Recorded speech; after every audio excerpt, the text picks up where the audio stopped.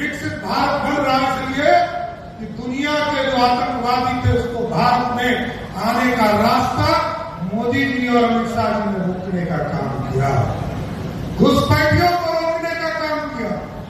नीतीश जी ने न्याय के साथ आगे बढ़ाने का काम किया है।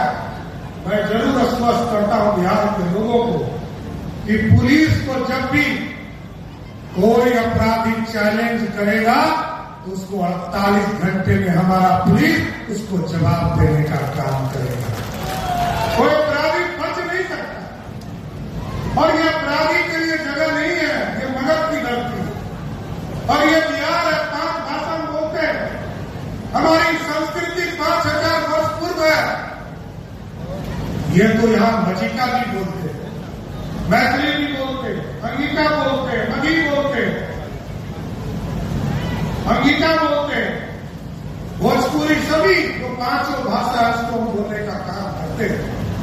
इस समृद्ध बिहार बनाने के लिए जो गौरवशाली इतिहास है उसको वापस लाना है। अभी सभी जगह टाउन में बड़े बड़े हॉल हम बना रहे हैं।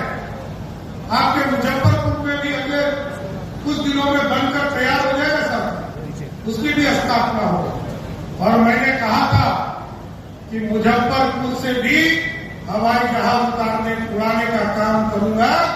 हम आपको आश्वस्त करते हैं कि अगले कुछ दिनों में मैं फिर मुजफ्फरपुर आने वाला, भारत सरकार के मंत्री आएंगे या देश के गृह मंत्री जी आएंगे, उनको लेकर आऊंगा और मुजफ्फरपुर के एयरपोर्ट का शिलान्यास करने का काम करूंगा।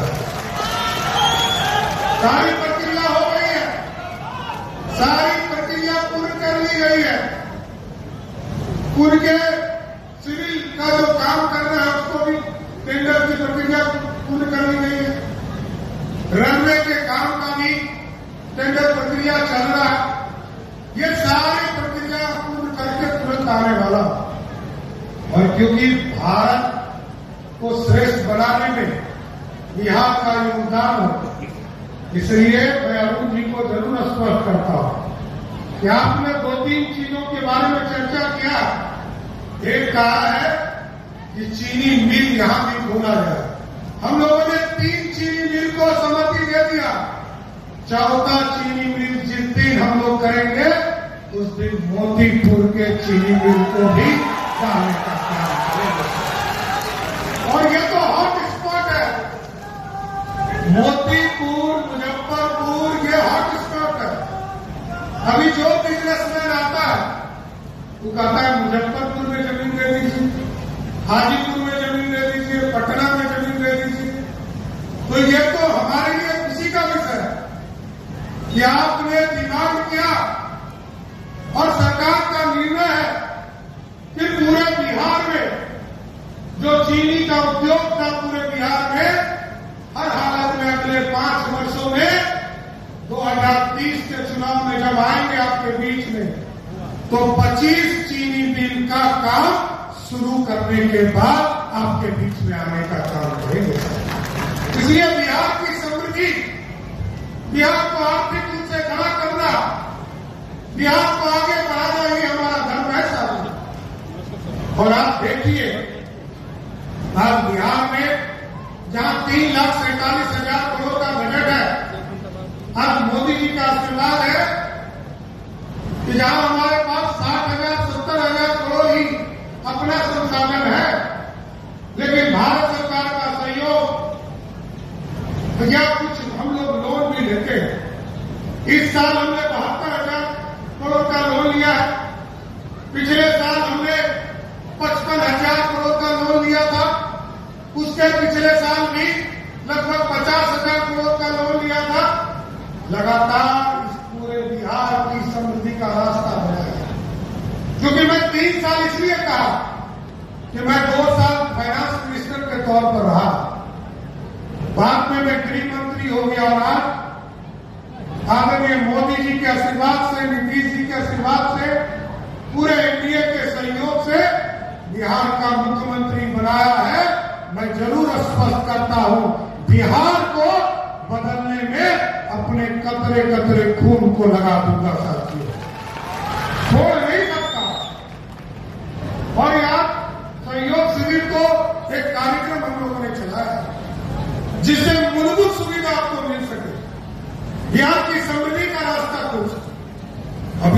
आप लोगों ने सुना होगा, मैंने अपने पहले कैबिनेट में 12 टाउनशिप की घोषणा की है।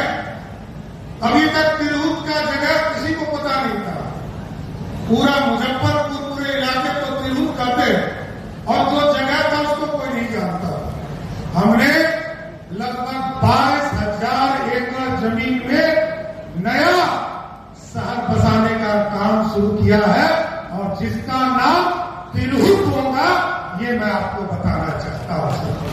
अभी तक तो पुराने मुजफ्फरपुर को हम लोग देख रहे, पूरे बाईपास के इलाके को इसको समृद्ध बनाना और कई चीजें, रैपिड रेल, अभी आप 1.5 घंटा लगता है पटना जाने में। अगले कुछ वर्षों में हमने तय किया, अभी डीपीआर का काम शुरू हुआ है साथ, और रैपिड रेल जब शुरू हो जाएगा तो आपको जानकर खुशी होगी कि मुजफ्फरपुर से पटना जाना इतना आसान होगा। आज 1.5 से 2 घंटे लग रहे, आगे के दिनों में ये 30 से 40 मिनट में आप मुजफ्फरपुर से पटना पहुंचने का काम करेंगे। इसलिए साथियों, मैं यही आग्रह करूंगा, निवेदन करूंगा, इस सहयोग कार्यक्रम में सब लोग मिलकर, और सभी विधायकों से भी आग्रह करूंगा कि शिविर में जाइए और उद्घाटन सत्र कुछ देर रुककर लोगों की समस्या को जरूर ध्यान दीजिए। लोगों को क्या दिक्कत आ रहा है, इसका फीडबैक आप ही के माध्यम से आ सकता है। आप जरूर हम लोगों को रिपोर्ट कीजिए। कई परियोजना है जिसको आगे बढ़ाना है। आज प्रधानमंत्री जी के नेतृत्व में भारत बढ़ रहा है और नीतीश कुमार जी ने बिहार को आगे बढ़ाया, तो आगे और भी कई काम करने हैं और आपके बीच में मैं फिर आते रहूंगा। और तभी तो मैंने कहा एयरपोर्ट के लिए मैं तुरंत आने वाला हूं, लेकिन सहयोग शिविर से आम गरीबों को उसको सुरक्षा मिले, ये जरूर सुनिश्चित करना है। इसलिए साथियों, मैं फिर से आप तमाम लोगों को धन्यवाद देता हूं कि सहयोग शिविर में आप तमाम लोग आए। हमारे सभी साथी, हमारे विधायक, सांसद, मंत्री, सभी लोग इस कार्यक्रम में आए, लेकिन इसकी मॉनिटरिंग नीचे स्तर पर जरूर हमारे विधायक, सांसद करते रहे, जिससे कि आम लोगों को इसका सुविधा मिलता रहे। आपको सुविधा मिलता रहे, आपकी समृद्धि का रास्ता खुलता रहे और आप विकसित होते रहिए। यही आग्रह और निवेदन करते हुए अपनी बातों को विराम देता हूं और एक बार जरूर कहूंगा, बोलिए भारत माता की, भारत माता की। धन्यवाद। जो समस्या है उसका निदान करने का प्रयास कर रहा हूं और आप लोगों ने देखा होगा लगभग 10,000 आवेदन सिर्फ मुजफ्फरपुर के जिले में आया और उसमें से लगभग 90% से अधिक उसको निष्पादित करने का काम जिला प्रशासन ने किया और मैं धन्यवाद देना चाहता हूं, क्योंकि ये कानून ही जनता के लिए, जनता को समर्पित है। सहयोग करना, ये शिविर जनता के सहयोग के कार्यक्रम है और इसलिए हम लोग भ्रमण करके आपके बीच में जानकारी लेने आए।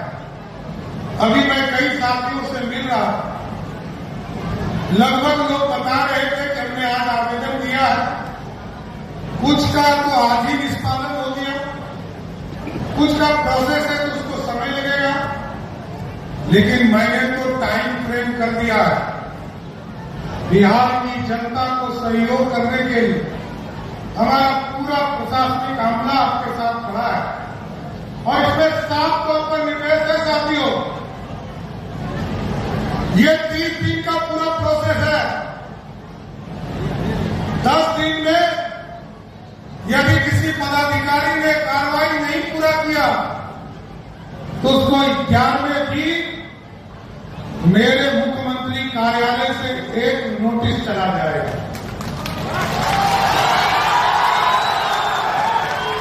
और यदि 20 दिन तक किसी ने कार्रवाई नहीं किया, आदेश नहीं किया, तो 21वें दिन दूसरा नोटिस फिर मेरे कार्यालय मुख्यमंत्री के आदेश से दूसरा नोटिस देने का काम करें। और मैं तीसरा भी इसको तीसरी बार भी आग्रह करने वाला हूं। 25 दिन जब पूरा होगा